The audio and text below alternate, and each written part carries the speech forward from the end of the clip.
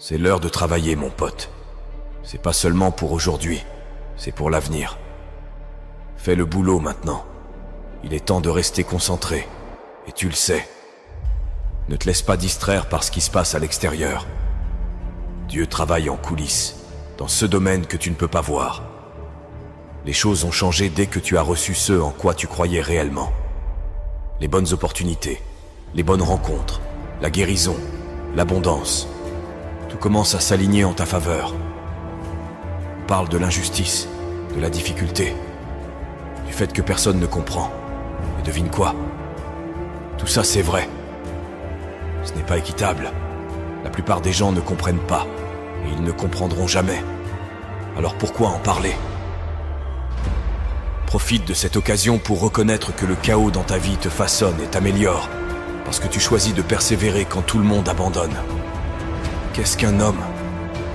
La personnalité d'une personne, ses façons d'agir, ses pensées, ses actes, tout ça dépend de son cœur. Car qu'est-ce qu'un homme? Un homme, c'est son cœur. Un cœur menteur et trompeur signifie un homme menteur et trompeur. Un cœur mort signifie un homme mort. Peu importe la célébrité, la richesse ou la renommée, s'il n'a pas un grand cœur, il ne peut pas être grand. Et si le cœur est grand, l'homme reste grand en toutes circonstances, qu'il soit riche ou pauvre, grand ou petit. C'est le cœur qui fait la grandeur.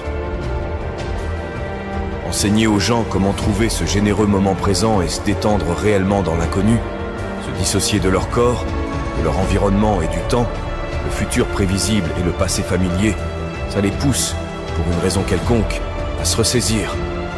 À mes yeux, cela revient à retirer toute ton attention de cette réalité tridimensionnelle.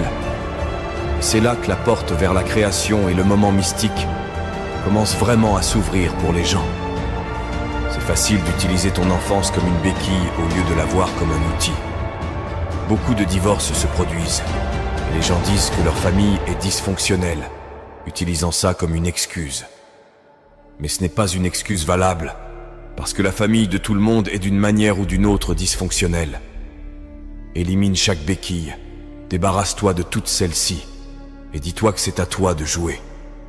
Que vas-tu faire maintenant ?